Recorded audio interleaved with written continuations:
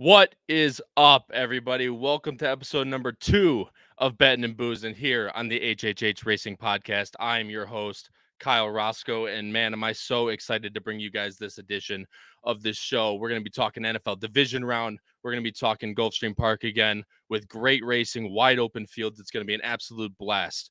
If you are, make sure you got your beverages ready, and let's get her going, guys. But first of all, before we take care of anything else, if you are brand new here or you find yourself coming back on the regular and you aren't subscribed yet, please hit that subscribe button down below or on the bottom right-hand side of the screen. You can click it there as well. It would mean a lot to us, and we appreciate it, and it lets YouTube know that this is a show that people want to watch. So please, if you could, hit that subscribe button, and while you're down there, please like this video and hit the notification bell. Notification bell allows you to never miss a new show that arrives on this channel, and the like button lets YouTube know again that this is a show that people want to watch. So please, it really helps us out and we really appreciate it. Also, tomorrow's show is a big deal on the HHH Racing Podcast. If you've been with us forever, you've been with us for 2 days. It is a massive deal. Howard Kravitz is celebrating his 2-year anniversary of this podcast tomorrow night, Thursday. We're going to have a brand new montage. We're going to have brand new, it's going to be a massive show. So if you could, please come out, watch the beginning for that new montage and everything else. But again, congratulations to Howard Kravitz for 2 years straight of this podcast, bringing great content to you guys. So once again, please congratulate him tomorrow. It's going to be a big show. If you are an audio listener, we have Apple Podcasts, Spotify, and Anchor. Those are our 3 main platforms that we have for you audio listeners. So if you could, please rate, review, and subscribe as well over there as well on YouTube. We have a horse racing promotion for you guys. Again, the Power Picks, they're a very affordable tip sheet that goes out every Saturday for the racing that they cover on the Thursday show. It is only $4 a weekend, and you get spot plays. So you get Howard picks horses that he thinks are going to win at a price. You get pick fives, which we have to pick the winners of 5 races in a row. You get every single one of those, every single one of his grids for winners during that, also with his co-hosts with Pete and Paul. So if you are interested, please go below the video player or go to patreon.com/HHH Racing Podcast to subscribe today. Also, if you're interested, it has previous power picks so you could check out before you buy. Also has an about us section where you can learn a lot about us, me, Pete, Paul, Howard, Charlie, and Patrick. So if you're interested, please go to our great website, hhhracingpodcast.com. Now, without further ado, I'm going to bring my other co-hosts on. We're going to go over what we went over last week, check out how we did, and we're going to go with talking about our $50 contest winner, which we'll talk about from last week as we bring my co-hosts on. From New Jersey, it is Patrick Kuenzel, and from, I'm not saying it this time, Ohio State University, Charlie Freeman. Boys, what's going on? How are we doing today? Doing well. Giants are moving on. That's what I'm happy about. Yeah, I knew you'd be happy about that. And, not for the faint of heart, that game in either team. I mean, talk about the Cowboys game. That game was, it gives me great joy to let me know that there's another team with kicking problems out there in the NFL rather than the Bears. But we'll talk about all about those games right now. You guys actually, what was the did you guys hit the under? Because I know your best bet were the under. It was 45, right?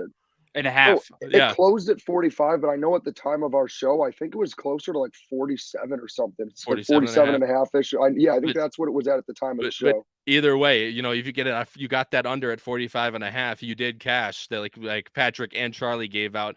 In my game, sadly, the Seattle Seahawks decided to play some football. So that game went to like 60 points or something like that, which sucks. But, these two guys. We got lucky. Yeah, well, lucky, but lucky's better than good. Brett Maher probably had the under, which really saved us. It actually should have been close. Those extra points. No, it shouldn't have. Granted, considering he missed 4 extra points. Yeah, Dak Prescott just yelling on the sideline, "Go for 2!" It's absolutely hilarious. But Brent Maher had the under, so the boys cashed as well. And like you said, we hope all of you out there cashed as well. I mean, going through it, it's just I had my bet was San Francisco to cover and the under. They did end up covering, but like I said, Geno Smith actually decided to throw the ball today against that good San Francisco defense. But then also San Francisco legend Brock Purdy decided to throw some really good football as he has been doing. So, and unlucky, you win some, you lose some. I just suck. These two guys are good. Listen to them and not me. But other than that, I want to shout out. I shouted him out in the comments of the last video, but I want to give a huge shout out to our winner of the $50 contest, Eric Anderson. He still has not claimed his prize. Eric, if you're listening to this, please email me or Howard. Both emails are in the comment reply to your comment on the last video. So please, if you're out there, comment your prize or email us for your prize by Saturday. If it isn't in by Saturday, we will go to the next person, which will be Christos. So please, Eric, if you're listening, please email me or Howard. Howard is hkravitzhorse@gmail.com. I am Bettin N Boozin, no G's and one N, Bettin N Boozin @gmail.com. So please, if you're listening, claim your prize. But without further ado, guys, after we talk about last week, let's head into this week. We have another massive week this week with the divisional round starting. I know Patrick's excited to get his team hopefully into the conference finals. He's got a long way to go for that, and we'll talk about that getting in here. But, there's still a lot of good betting opportunities this week, so let's go into it here. The first game we're going to go over, of course, is the best game of the week, which is Cincinnati-Buffalo, which it's obviously very interesting that it would come to this game after, prayers up for Damar Hamlin. Really glad he's doing well now, but that game was canceled, and then they end up meeting in the divisional round as well. So Patrick, I'm going to go to you first and what you're kind of thinking on this game, and what's your best bet of this game? And you hit on it. My first train of thought is thinking like this game really should be in Cincinnati, but with everything that happened to Damar Hamlin, all the situations, it is what it is. But they're upset about having to travel to Buffalo for this game, and I think that's what's going to pull them through in this one. I was just, doing some research, and Cincinnati's 8-0 against the spread as an underdog in their last 8 games. They're 5.5-point dogs in Buffalo. Buffalo was putrid against Miami last week. They looked, they were off of all different kinds. I think this is a good spot for Cincinnati. Now, I wouldn't put this as my best bet, but I think they're going to compete. Now, their offensive line is banged up. They're missing 3 starters. Buffalo, as is well documented, they don't have Von Miller. He's been out most of the year. So this game could end up turning into a shootout, but I think Cincinnati's the better side. I agree. And like I said, it is really interesting because as Racing Downwind points out, and as you pointed out, Patrick, there is a lot of injuries on that O-line for Cincinnati, which could easily sway this game, as we all know how good Buffalo's defense is. Granted, they have guys like Von Miller still out, but that defense is absolutely treacherous. And just to shout out a few comments here, Jim Paul, it's time to wake up. I don't know where Paul is, Jim. We're still waiting, but the old man's got to wake up. I'm kidding, Paul. I'm kidding. But, Jim Pillars is giving you a little crap there. Racing Downwind, as we just said. What's up? It's always boozing time over here on Bettin N Boozin. I got 3 beers next to me, as I learned from last week, because, you go through one in 20 minutes and you're sitting here like, what the hell? But, yeah, I got 2 beers next to me. Patrick, do you got anything next to you? Yes, I do. Of course he does. Bud Light, but it's okay. We'll give it to you. But always boozing over here.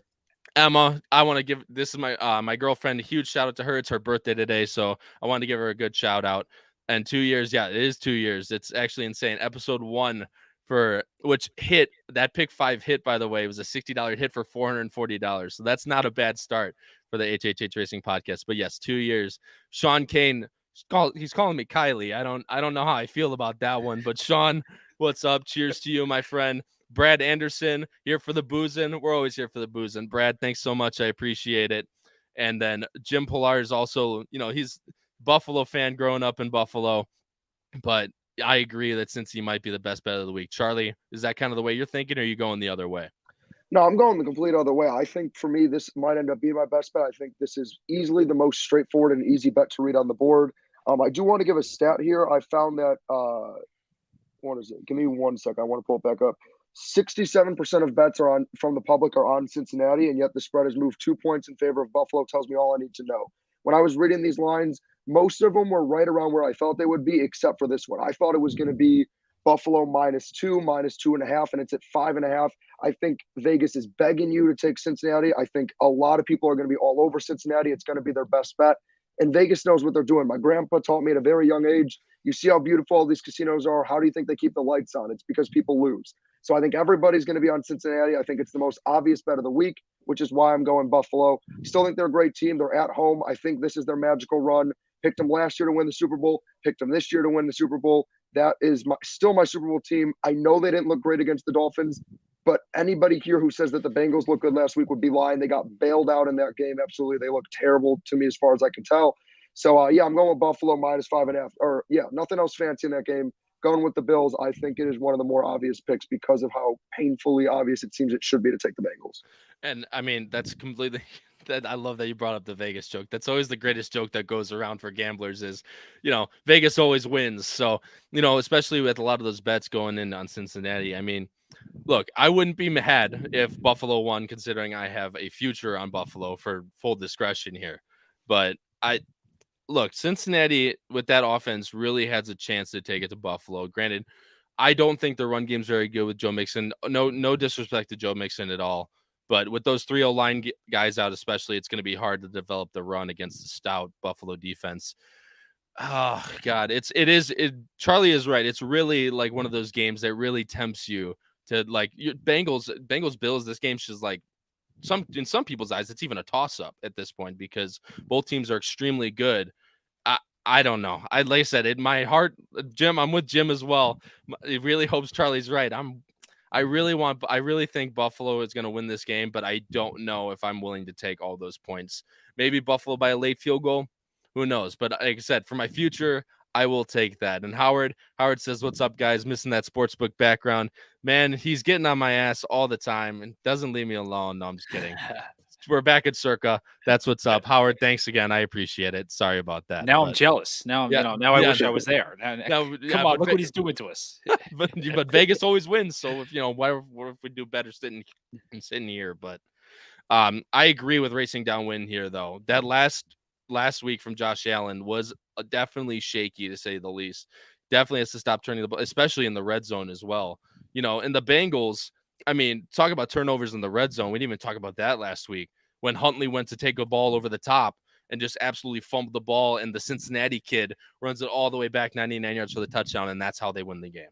So I agree with Charlie brings up a good point as well, that Bengals weren't dominant in that game by any means. So, the game like this, people could say, Cincinnati's great. They looked really good this year. Obviously at the end of the season, they made a massive run after starting off the season pretty slow.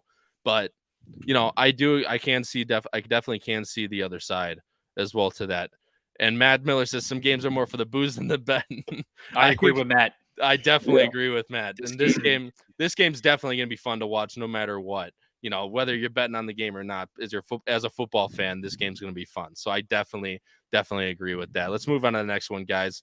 Let's go Jacksonville, Kansas City. Kansas City by 8.5 is the spread. Jacksonville's plus 350 on the money line, while Cincinnati's minus 450 with an over-under of 52.5, which granted, both defenses definitely can struggle at times. 52.5 is the highest one we've seen so far in these playoffs. Charlie, Is that kind of what you're thinking as well? Yeah, so when we get, obviously we'll finish when we get through all these games. I have two games where I really just wanted to keep it simple and go with just a spread bet. But this is actually one of the games where my pick is a teaser. I actually I would do a 3-point teaser of the Jaguars and the under. I just think the Jaguars at 11.5 feels a lot safer. And then I feel like at over-under, I mean, when I looked, it was 53. Obviously, 52.5 doesn't make too big of a difference. But I think regardless, 55.5 or 56, doing a same-game parlay teaser of the Jaguars on the points and the under feels like a really good bet to me that you could get good value. Obviously, I was rooting for the Chargers. They were my long shot pick. Could not believe that collapse. I'm very relieved that I ended up, because I said on the show last week that my heart wanted to give out the Chargers as my best bet, but I went with my brain and went with the under, and thank God I did. I will say, though, I think what happened with the Chargers was the best thing that could have happened for that organization. I think Joe Lombardi is the worst coach in NFL history in terms of any position. He was the Saints QB coach for his whole career, which essentially means he does nothing because you have Drew Brees and Sean Payton running the offense. So he doesn't do anything. And then after that, he went to Detroit and he was terrible. And then the Chargers picked him up anyway for reasons I can't understand. I do believe in Staley. I just think he can't run an offense. He's a defensive guy. Their defense was banged up. But sorry, this is about the Jaguars. I just had to get that rant out of the way. But for the Jaguars, you still have to give them credit. Doug Peterson's an incredible coach to make all those adjustments. The defense honestly played well all game, in my opinion. I just think when you have 4 turnovers that early and you have to keep going right back on the field against a good Chargers offense, it's very hard to hold up. Like, it's just unrealistic standards. And I think that's another reason why the under is so intriguing to me, is I think that Chargers Jaguars game is blown out of proportion for how high scoring it was. Because again, it was a lot more of like the Chargers scored a ton early because of turnovers. Then the Jaguars figured it out, and like the game really slowed down. So I think this game will end up being like a game in like the mid to low 20s. And I do think this is a game where the Jags will always keep it close. And like maybe Kansas City gets it up to like that 10-ish area, but I see the Jaguars maybe even getting a garbage time score to just stay within the number. And again, with the teaser that I'm putting out, I really like the 3-point teaser on the Jags and the under. I mean, it's definitely close, a lot safer in that regard. And, you bring up the teaser a little bit on the over or the under, and then you bring up the teaser on the plus. I definitely like that. And like I said, especially if you're doing a type of parlay, it can definitely bring some value to, for sure. And yeah, that's the one I even talk about. Trevor Lawrence threw 4 picks last week, and he was able to rally back against that. Like I said, and that's the thing that gets blown out of proportion. Why do you think the Chargers went up 27-0 in the first half through, Trevor Lawrence literally throwing to the guys not in his color, literally. So, yeah, I can definitely see that. I just think Kansas City is way too much for this team, in my opinion. Patrick, is that kind of how you saw it? Or are you willing to bring up the teaser as well with Charlie down there?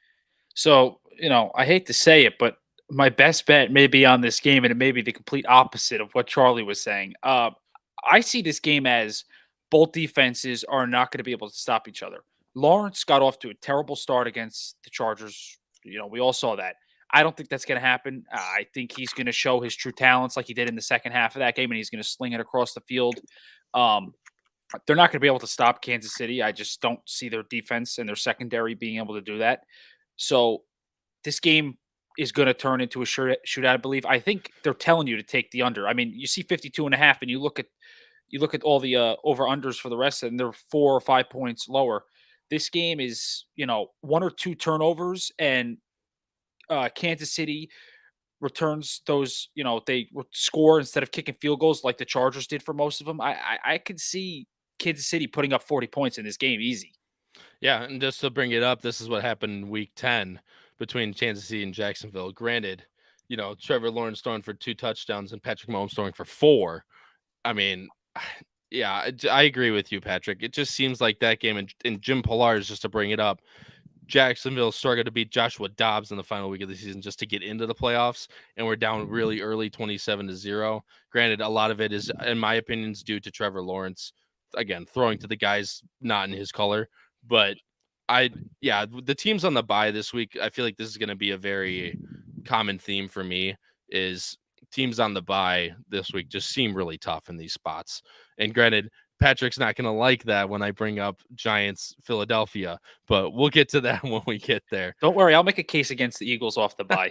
Hey, I mean, like I said, I knew you were going to bring it. So honestly, let's go to it right now.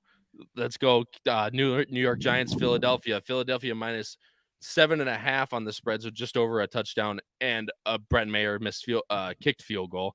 New York Giants plus 290, Philadelphia minus 360. Your over-under sits at 48.5. Patrick, we're going to go to you first on this one, just because you're going to bring some heat, hopefully, against the Philadelphia Eagles.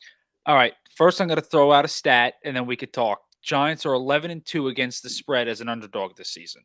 They're going into Philadelphia 0-2 against the Eagles this season. Game 1, Week 14, was an absolute rout. 48-22. Game was over at the end of the first quarter. Last week of the season, close game. Giants did not play a single starter.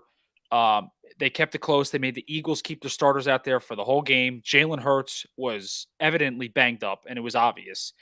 He's had 2 weeks to get healed up. He was off the injury report. I get that. I still don't believe he's fully healthy. This Giants defense is playing top-notch in the NFL right now. I mean, they held Justin Jefferson to 43 yards. I mean, and he did it all in the first quarter. It was tremendous what Wink Martindale's being able to do. I'm not telling you the Giants are going to win this game. When you look at the talent from the roster standpoints, it's evident the Eagles are better. But I think they keep it close, and I think it's a one-score game in going into the fourth, and it's, coin toss. And, I will be in attendance, by the way. I forgot to tell you. I'm going to the game. I'm traveling south for it. So I think it's going to be close. And I think the Giants defense, if they hold up, They're fully healthy, and they got a shot. And like I said to you guys last week, getting Xavier McKinney and Dory Jackson back, it was so evident. Yeah. So I think it should be a good one.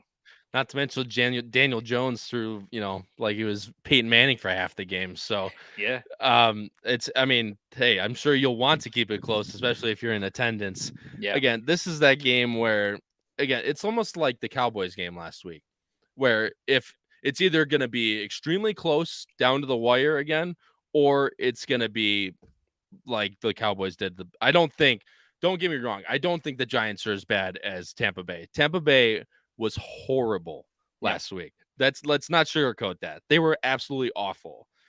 The guy missed four extra points, but I mean they didn't put up a score until what, the third quarter? Like they were awful. So I'm not saying the Giants are as bad as a team as that, but again, this just seems like one of those games that it's either going to come right down to the wire, or it'll be over in the first quarter, like Patrick said. Because I mean, if you go here, like I said, you get 10-0, 16-0 at half. It's against a good Eagles team. It definitely is going to be hard. And again, this was in week 18. So obviously Jalen Hurts was hurting. Can't get down. Can't be down too much.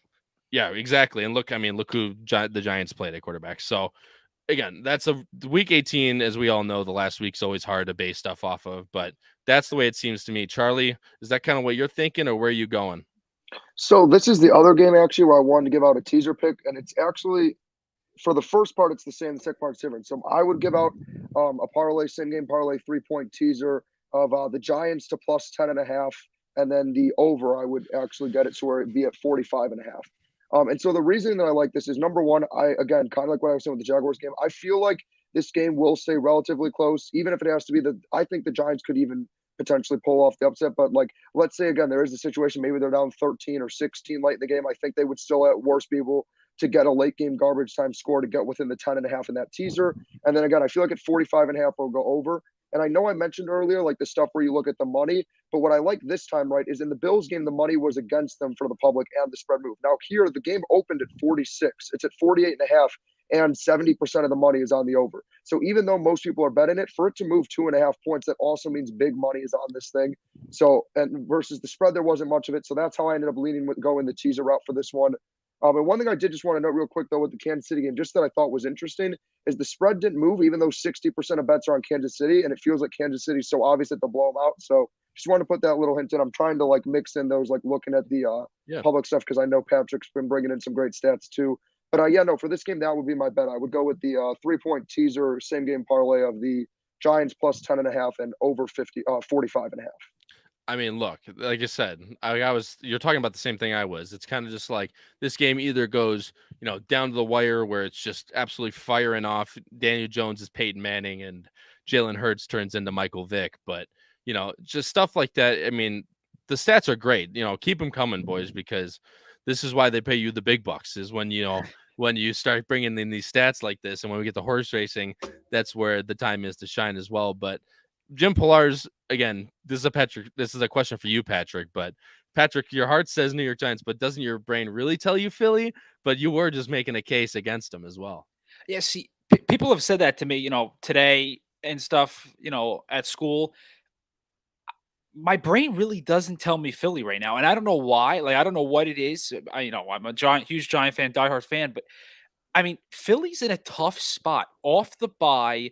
They're limping into the playoffs. Like, I could tell there's something going on. Like, I think it's gonna be a good game. Like, it's crazy to me, but I do think so. No, I mean, hey, that might just be your East Coast bias talking, but hey, I mean, I can, you can definitely make a case for the game being close. And Jim Plars brings up another great point. Jim, thanks for all the comments. I really appreciate it. If you are in the show and you want to put in your 2 cents, please comment in the live chat. We'd love to talk about your opinions and base them off of our own. Jim Plars says, are we getting too excited about the Giants beating Minnesota? Which Charlie, again, correct from last week. They're horrible. They're not good. We all know that. And I mean, my friend texted me after the game.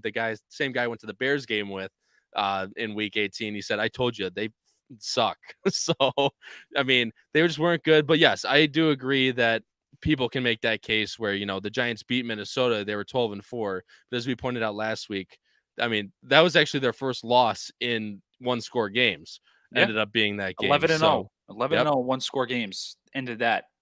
yeah, into that with a negative point differential, as we pointed out last week. So, yes, Jim, you can definitely make that point where, a lot of people are getting hype, especially with those big point numbers with the spread, 7.5, Charlie's teasing up to 10.5. If the Giants just keep it anywhere close, you think that they can cover that 10.5. So, but Jim, that is a good point. I do agree with that. Guys, let's go on to the last one here. So then after that, we can move on to horse racing. It is Dallas, San Francisco. This is the game that really surprised me, where Dallas is San Francisco. Granted, they're in San Francisco, and San Francisco only favored by 3.5. Morning line to Dallas is plus 154. San Francisco's minus 184, and the over-under is 45.5. Charlie, we're starting with you on this one. Where's your head at with this one? Yeah, so for this one, I'm going to go with the Cowboys. They very much so impressed me. I can't lie, last weekend ended up being, even though the Chargers lost that hurt, it was a very enjoyable weekend.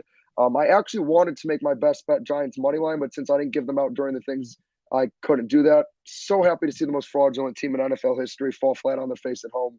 Really did. Wanted to get my tiny violin to play out for them. But so yeah, I get why it's tough. But I just wanted to hit real quick on what Patrick was saying. The Eagles definitely limped in. Even though I'm from Chicago, also being a Saints fan as well. I know they had Gardner Minshew, but they lost to a terrible Saints team at home. So I think the Giants honestly could even pull. I think the NFC is a disaster. I don't think anybody from the NFC can win at all. But but sorry, going back to this game, I am going to go with the Cowboys. I feel like this is a game where Vegas is begging you to take the 49ers as good as the Cowboys looked, because I think it's very easy to be like, look, I know it's Tom Brady, but everybody knew that Buccaneers team was fraudulent. Everybody knew, at least in my opinion, I don't even think they were the best team in the NFC South on paper outside of the quarterback position. I think the fact that they got destroyed honestly wasn't a surprise to me. I just didn't want to risk betting against Tom Brady, but I think that team is terrible. I don't think it's enough for me to necessarily say, okay, Dallas is going to go in and beat the legend that is Brock Purdy on the road. But I don't know how to describe it. I just feel like this is going to be one of those games that comes down to a late field goal. Now, granted, if it's the Cowboys who need to make it, then the 49ers are probably set because we know Brett Maher's not going to make it. But that being said, I like betting the football number here. I think this is going to be a 3-point game either way. I think it's going to be very close. Going to take the football number. Going to lean with the Cowboys plus 3.5. Look, man, I definitely see it. Patrick, how are you seeing it? Is that kind of what you thought as well? The Cowboys beating the Bucs was their first road win in 30 years in the playoffs. And when I heard that, that was mind-boggling to me, considering the history of the Cowboys. I just think San Francisco is a different animal. They're the top team in the NFC, in my opinion. Dallas is coming in hot. They're confident after that win, but we all know what Tampa was. I think San Francisco hits them smack in the face and just drowns them. I don't think it's that close. It's just one of those games where it's like everything was going right for Dallas against Tampa Bay. They knew, that I was reading stuff on Twitter. They knew plays, they knew everything that was going on in that game.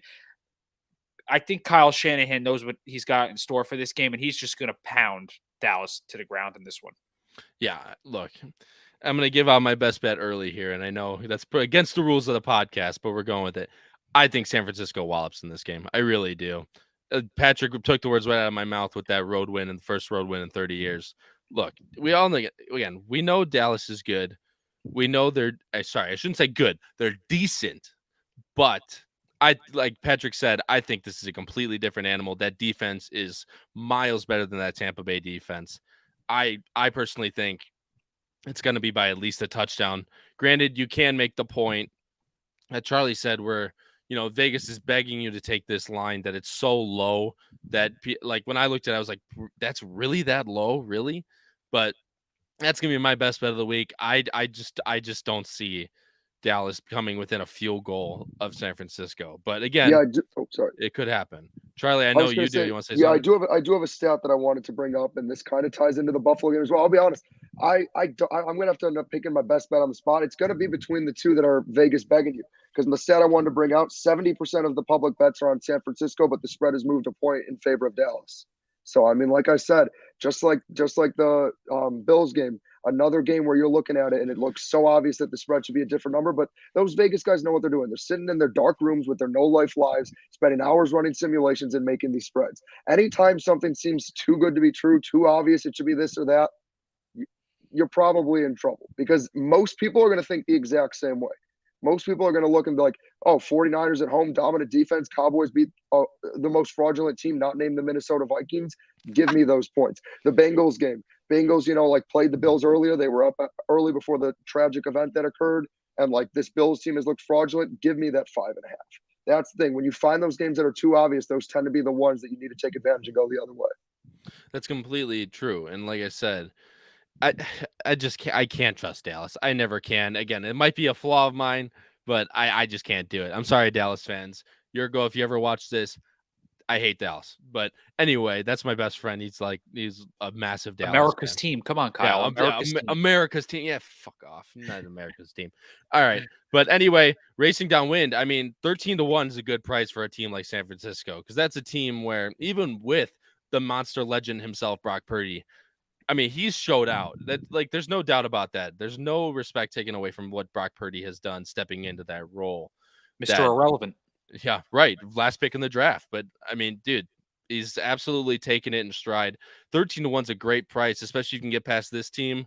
I mean, this game, if you get past this game, I mean, you face what's it called? Why can't I think of that? You face either Philadelphia or New York. Obviously, Philadelphia is going to be a test, but again, that's a different animal. I think San Francisco could win that game as well, especially if they stop Jalen Hurts running all around the place.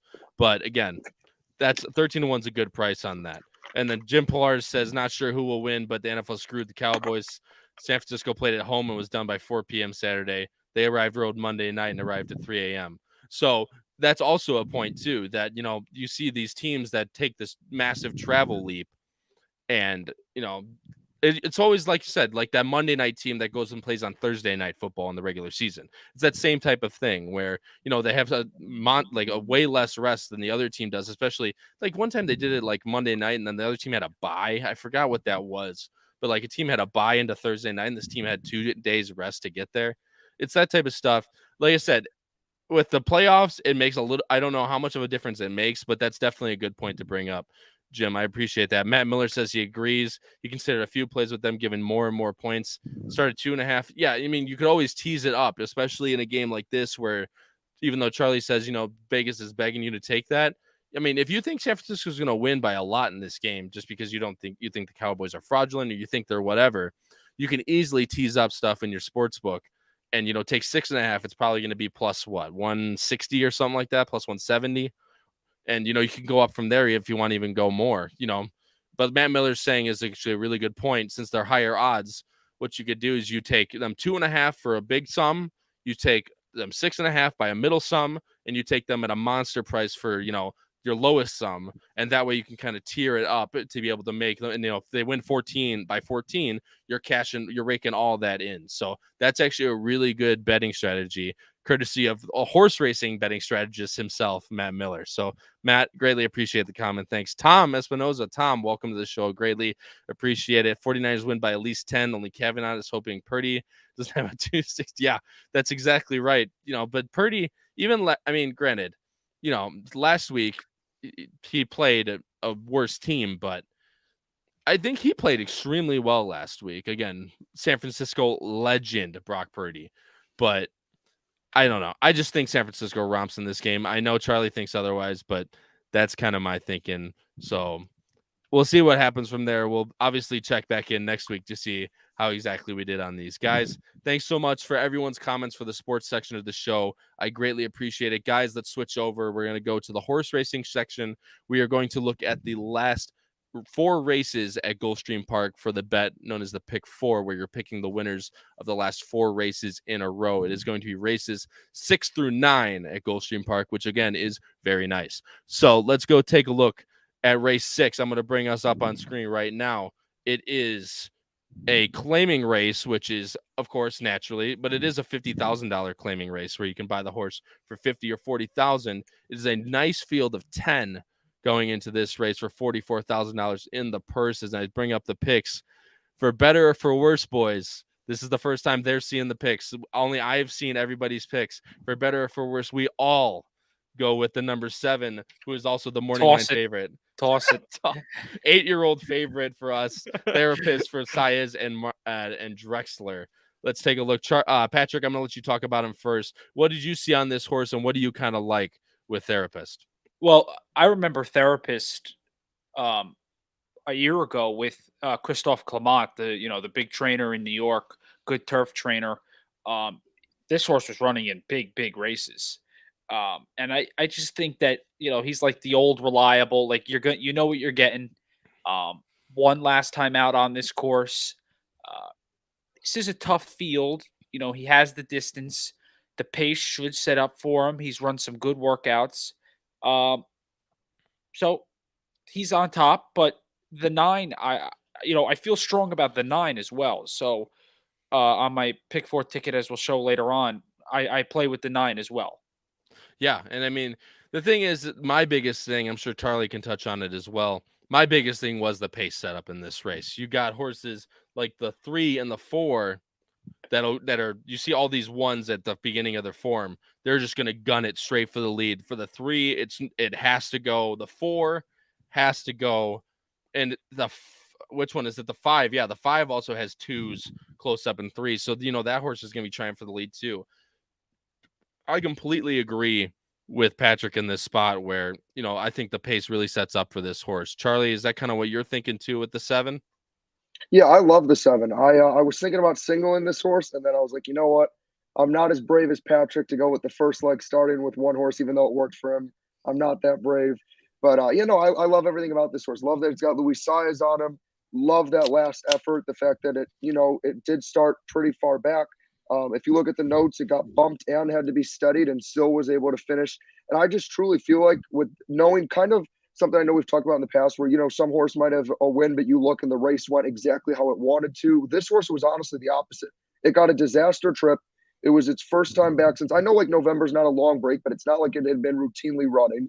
And again, it still ran a great race. And I truly just feel like also like, you can see where it shows the time form with the late pace. I love that it's got a 99, I believe it says, yeah, for the late. So it'll be coming on late when there's all that speed.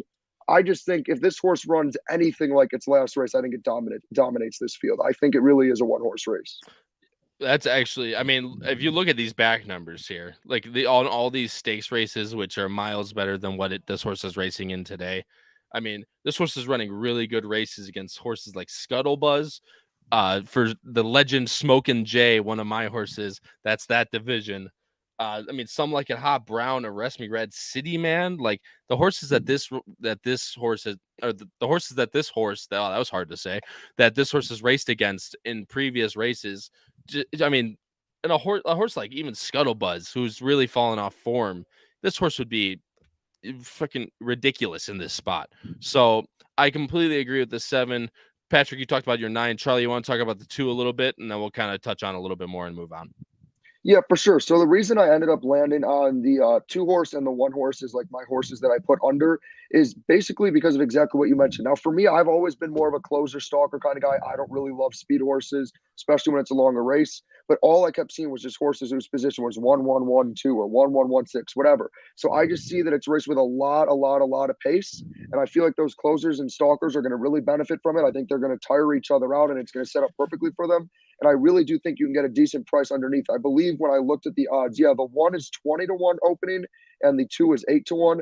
So I just think it's a really good opportunity with the 7 who's going to open at 5-2. And I think he'll end up getting bet down to like 2-1, 9-5, 8-5 ish. So I think those are 2 great horses you consider putting under that could really help you get a payout if you don't want to end up having to put a ton of money on the 7 to make anything. But yeah, I just really like the effort. I like Edgar Perez as well. I think he can be an aggressive jockey and can do a good job to make sure this horse in Bordertown isn't sitting too far back, but enough back that it can take advantage of when that pace eventually falls apart at the end. And I think he can get in there in the exactas. I mean, this is clearly the indicative angle right here. Is Yeah. these time form US pace figures mean that how much speed this horse has early in the race and late in the race. So this horse is not going to be very fast early with only a 47, which to my understanding, I think is the lowest in the field. And then you look at the late time form, it's got 115. So this horse is going to be absolutely flying late. So if the pace does falls apart, this is a good horse to have in there as well. And I mean, Patrick, you have the 5 Light Fury. I mean, for Ronald Spats and Don, where did the Don come from? Jose Ortiz. Wow. I mean, like I said, this horse is going to be a little bit closer to this pace duel, but it looks to be, if it stays around, it could definitely catch a piece. Yeah, my angle here was I don't know if he's going to be able to get the distance, but he can't go to the lead because he's not going to be able to withstand that pace. If he sits off the pace, he could make a run. His late figures aren't too bad, so he could make a run. Yeah, absolutely. And like I said, just to touch on a little bit here, Howard loves it that, taking an old gazer, an old 8-year-old, but then Brad chimes in and says, since Paul's not here, he's got to stand up for us old gazers. It's a key angle. I mean, look, these horses, we all know these claimers are not the best in the world here, but it's really just about this pace angle for me. And Matthew Chimura, Matt, thanks for joining the show. I greatly appreciate it. The Mega City will be dangerous to clear in the lead. That's the 4 horse that I have in third. It's really just these 2 efforts for me that really doesn't make me want to put this horse on top. He comes back from a little bit of a layoff, granted, and absolutely much harder spots than this one. But that's what really turned me off of this horse. Granted, could definitely, if he clears for sure, but there just seems to be a lot of other speed in this race. And these 2 efforts for me are not enough for me to put this horse near my top. These numbers back here in this allowance race, even in this in the Turf Classic at Lone Star, the Texas Turf Classic, he won that race with a 96, but then he all of a sudden he comes back in a restricted Kentucky bred stake, which is what the R means.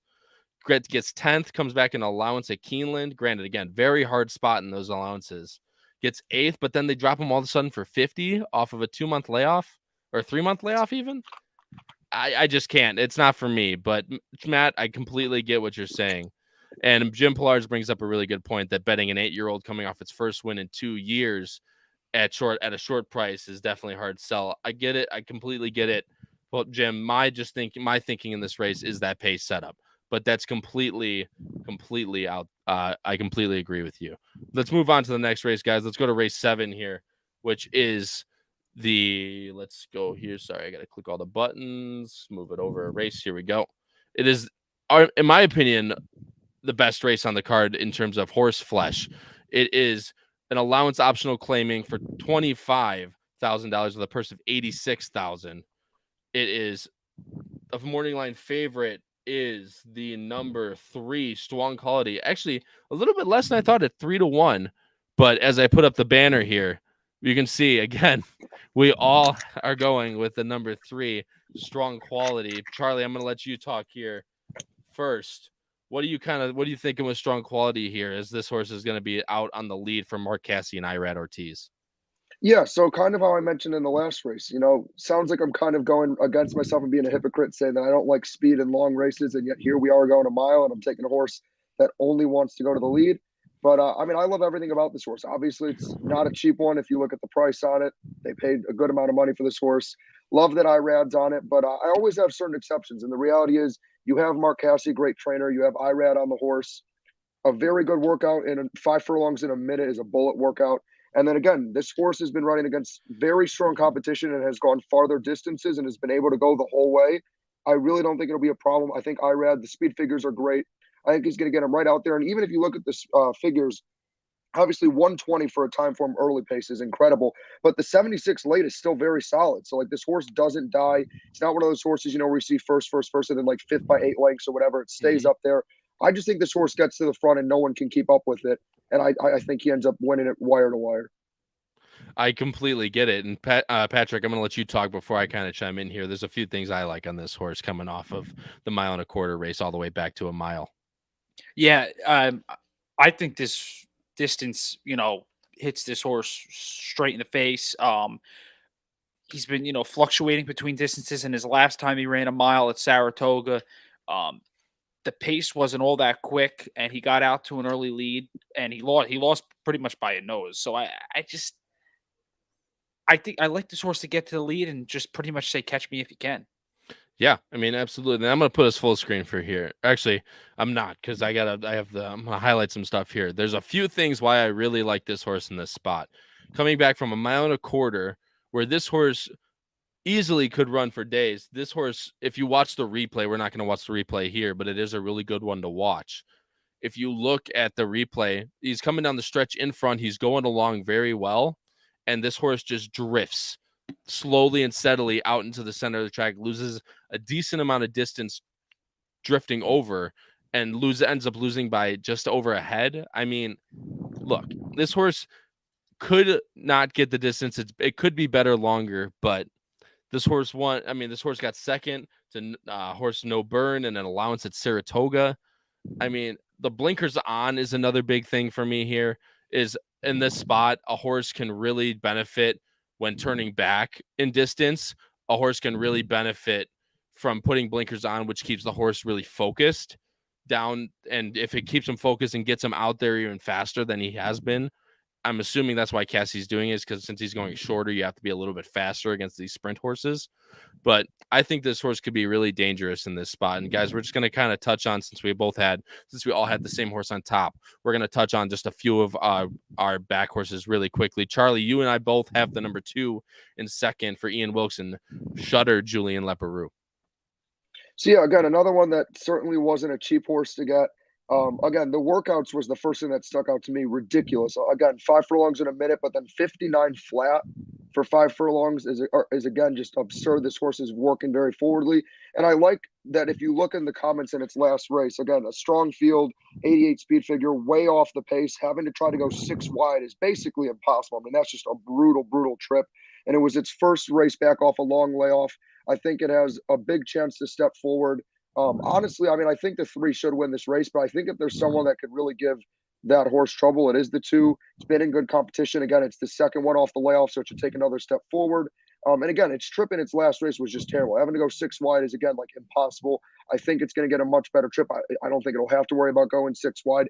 And I do think this could be one, even though I don't see why the 3 would run out of gas. If for whatever reason it did, I think this could be a race where the 2 will be sitting a little bit behind those guys and could very well, worst case, get in the exactas. But at 6-1, I also think that's a great price on this horse. I do not think this is a 6-1 horse. Yeah, I mean, I completely get it. And like I said, this is going to be one of those horses that if the pace does really heat up early with the 3 going out, this could be a beneficiary, which is why I threw him in second as well. Patrick, you have the 10, and then I'm going to let you talk about the 7, and we'll move on to the next race. Yeah, so for the 10, I think the distance, might be a question. 2 races back at Aqueduct, the horse ran that distance, didn't run all that well.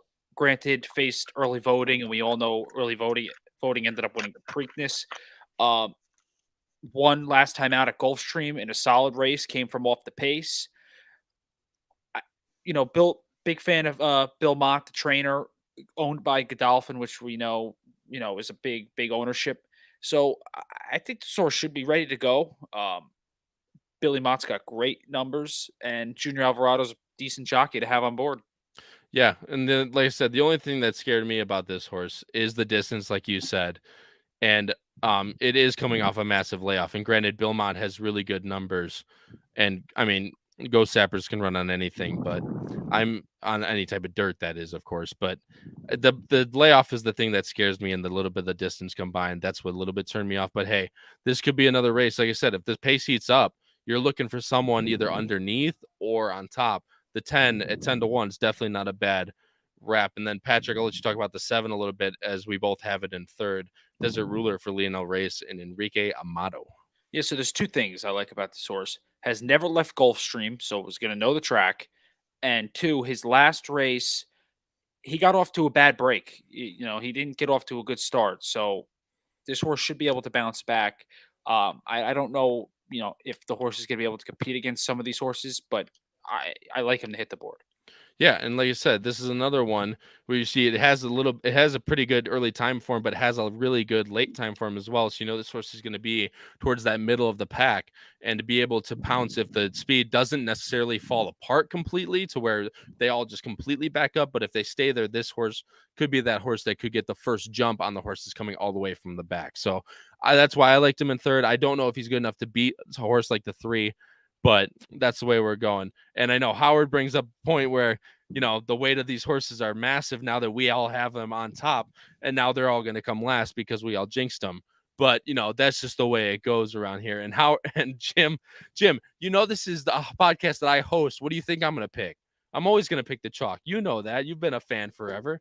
But the chalk dust definitely gets out there. But hey, when you play it for 2-3 times, that chalk doesn't seem that bad. And Matthew Chimura, again, Milliken is strong second against reinvestment risk when reinvestment risk is real good. That's another thing that I noticed as you go down And this horse was favored against reinvestment risk. Granted, lost by 3, but again, that just shows you the type of horses that this horse has faced, and he's been bet against as well. So that's another great point, Matt. I appreciate the comment. Thanks so much. Guys, let's move on to the second to last race here, race 8. It is, let's see, let me bring it up. It is, I believe it's another claiming race, if I'm not mistaken. Yeah, this one for me was the spread race. It's claiming 20 to 16,000 for a 28,000 purse. The favorite is the number 2. I apologize. 3-1 for Jose Ortiz and Patrick Biancone. Yeah. And you can look now we're all over the board, and none of us have the morning light had the favorite even in the money. Just let that settle in, that none of us have the favorite in the money. Patrick, we're going to you first. You like the number 5, True Blue Pearl, at 8-1 for Jeremiah O'Dwyer and Junior Alvarado. I think it's a bad thing. None of us are betting on Andy Biancone's horse. Yeah. No, with this the 5, the one angle I liked with the with True Blue Pearl was the blinkers going on this horse. The trainer has great numbers putting the blinkers on. Blinkers off this horse. Sorry, yes, blinkers you're off. fine. Blinkers You're off. Blinkers off.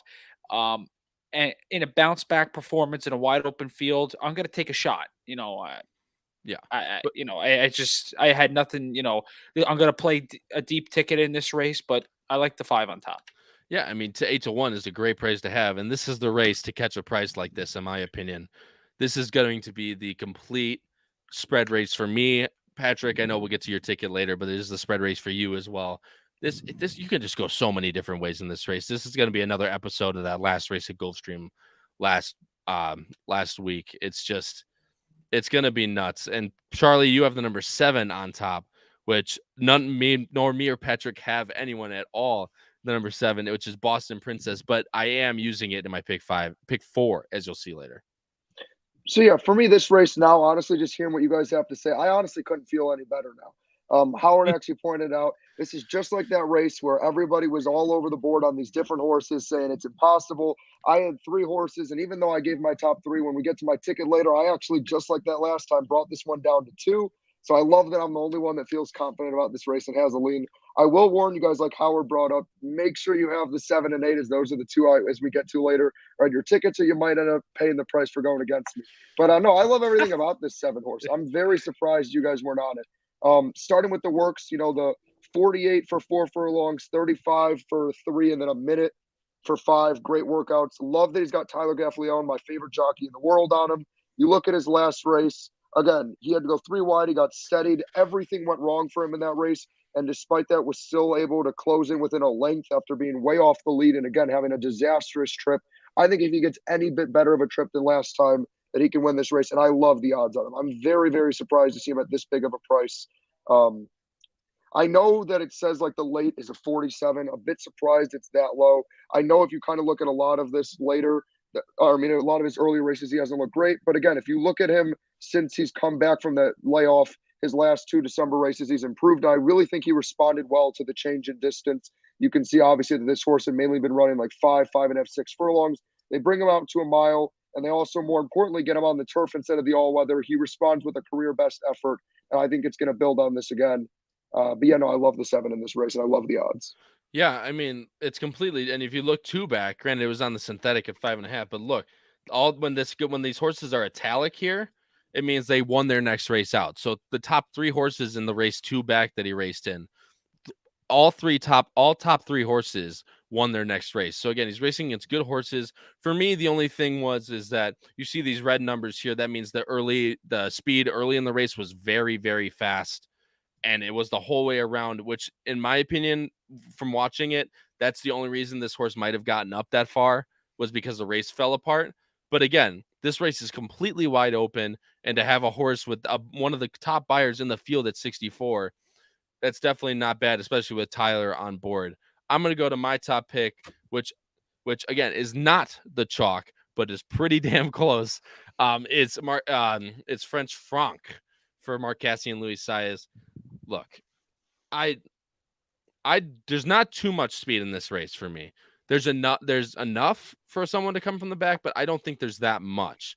So I like a horse that's a little bit more forwardly placed in this spot. You can see early time form and late time form are basically the exact same, which means this horse will be middle of the pack placed, hopefully, barring any weird shit that happens. But again, this horse is 1 for 11. I know that, but this is the type of race where that stuff doesn't bother me because of this horse's numbers in its recent races. It's going to be a short price, which bothers me a little bit in this spot. But again, I just think it sits the trip. It sits in the middle of the pack. Louis Size is going to be aggressive with this horse. He's not going to let everybody sent back. But yeah, I know Howard brings up a good point. French Franc is French bred, French bread, by the way, baguette. Yeah, pretty much. But it's this again, this spot's completely wide open, as we keep saying. With the numbers on this horse, granted, it is 1 for 11. I'm going to take this horse on top. That has also, might I add, has the British breeding in here, which obviously, and French breeding as well, which does really well on the turf. Patrick, we're going to go to you next with the 1 here. Again, what are you thinking with Demigorgon? Is you just seeing this early time for him and hoping this horse can just bullet past everybody and hold? Yeah, I like this horse. Yeah, the speed is a factor, but I also like this horse. The last 3 times out for this trainer has run on the Tapeta, and I think the trainers learned that the horse doesn't really like the Tapeta. Put him on the turf. With Brendan Walsh, a great trainer and a great turf trainer, the horse put up some decent buyers on the turf at Gulfstream Park. So I think this horse should like it. Now, like you said, is this horse a monster? Not at all, but Yeah. we'll see. Well, and like I said, the pace is one thing that I liked, and what you touched on was these last turf numbers that you saw with Brendan Walsh. Granted, in my opinion, Brendan Walsh is a better trainer than. I'm not no just again no we're just people are just catching strays out here on this show. Ken Sweezy, I promise I'm not done. No disrespect to you, but Brendan Walsh really knows these turf horses, and in a mile harder spot, gets these horses second, third, and second in this race. Actually, if you look at this one, he actually won this, or no, he did get third. Wicked Fast got DQ'd. My apologies, but this horse is coming from optional claiming 50,000 all the way down to 20,000. It's a massive drop in competition. I threw him in there again with 4 other horses, but this horse, especially if he gets out to the lead, a lot of these horses that are kind of crap, to be honest with you, that a lot of those horses don't like to pass. So if you get them out in front and be aggressive, as Edgar Zayas a lot of the time is, I could definitely see this one wiring the field. And actually, we lost Charlie. I don't know what happened to him. He might have someone check Ohio State. They might be losing in basketball again. Sorry, there's my one Ohio State chirp for the night. Then I'll be done. But then we both have the last 2 horses, which is Sister Nell, a Pletcher horse coming off of a DNF in his last, which I know Howard is a very strong believer in the Dunf line. But Patrick, what are you thinking on this horse? I'm a big fan of the sire Kitten's Joy on the turf. Yep. And that's kind of my angle.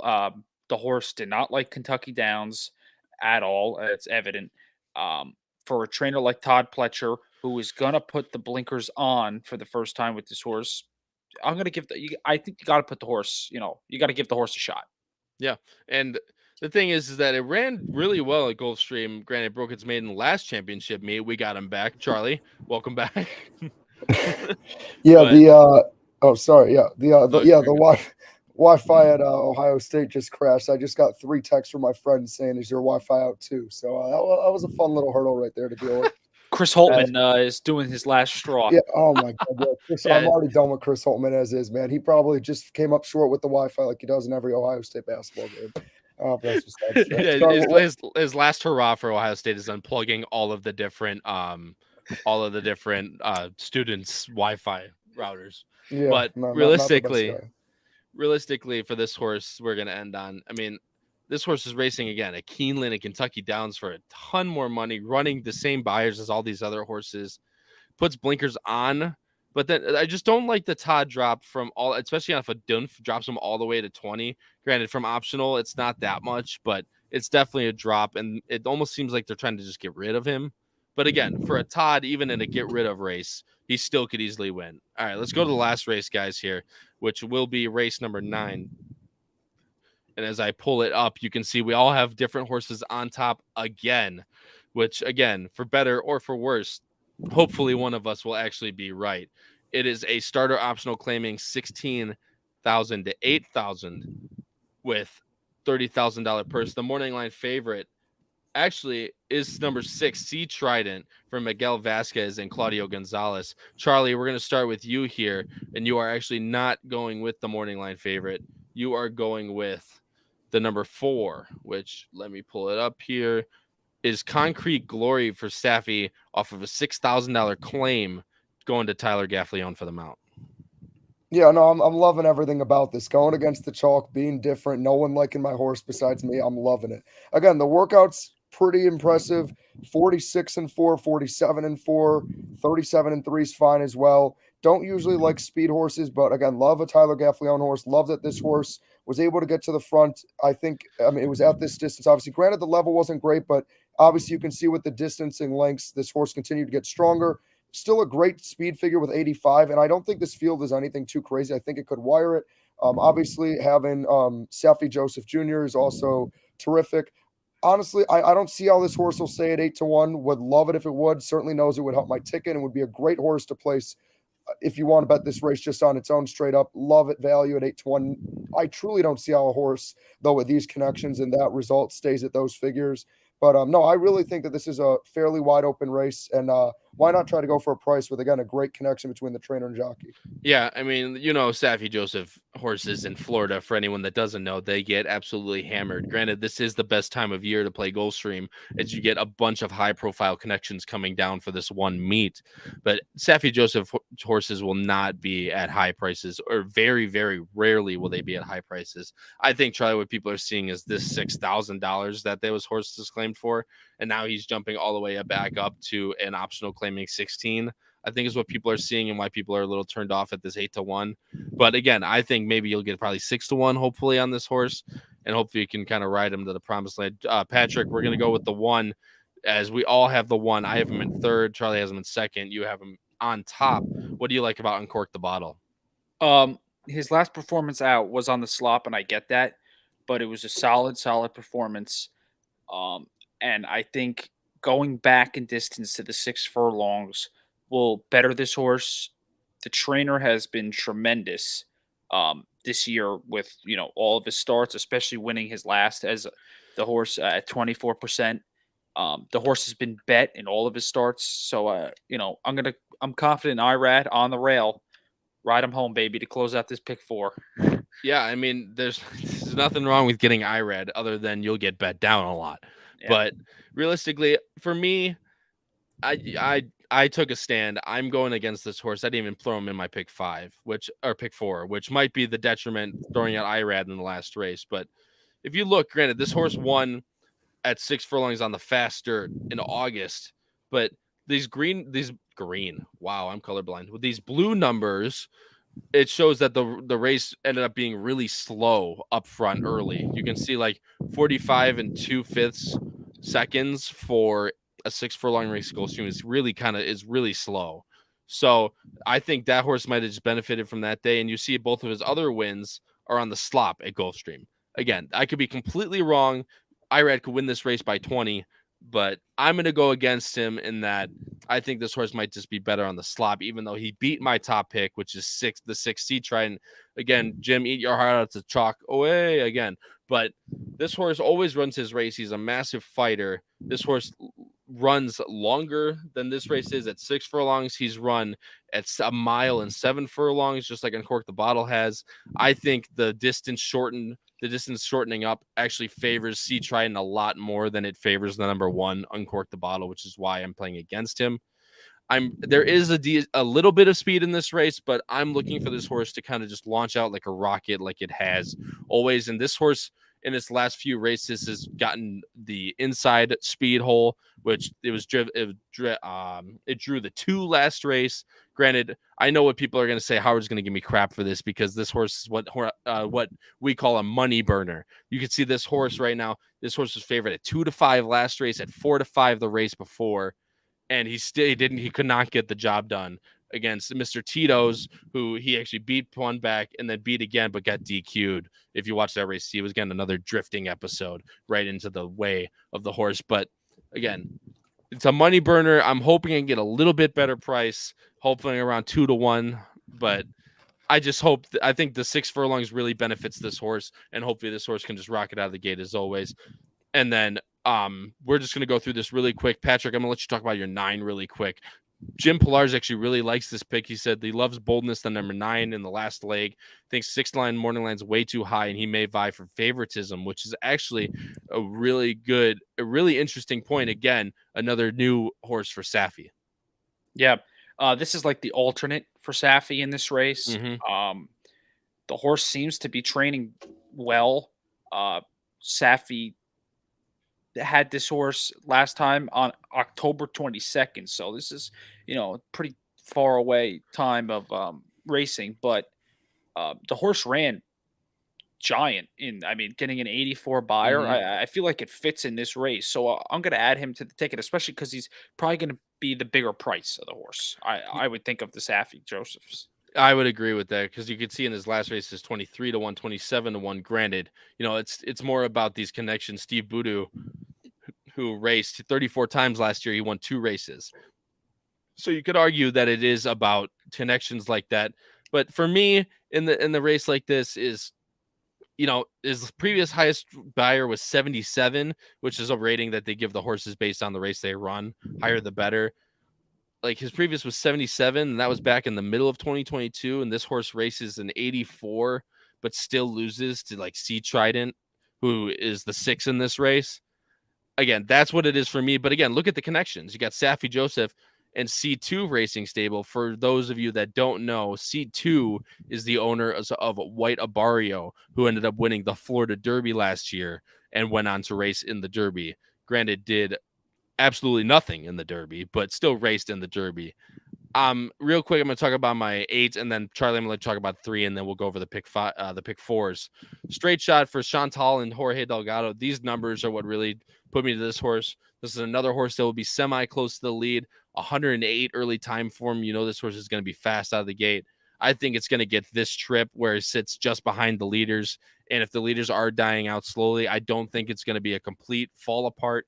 But I think this horse can be the beneficiary of a little bit of speed duel up front, which is why I went with the 8. Charlie, you're going with the 3 and 3rd.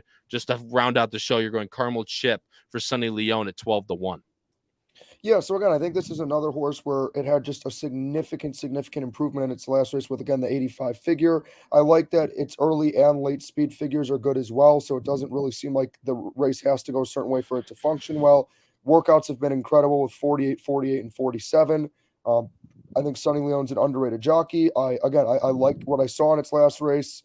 I think the distance will suit it well. I do think this is a bit of a wide open race. I think this is probably the weakest race out of the 4 that we're doing, which is why I made sure to be a little more spread out, and also why I'm looking for a price. The reason I didn't like Sea Trident is I don't think there's a horse in this race that's good enough to be worth those odds. I think you can somewhat admit that he's not necessarily proved himself enough to be a 5-2. I think kind of how you showed earlier with him failing as the favorite a lot, that he is kind of getting put in these spots, pricing, betting down wise, where he's a great horse, but he's not worth those.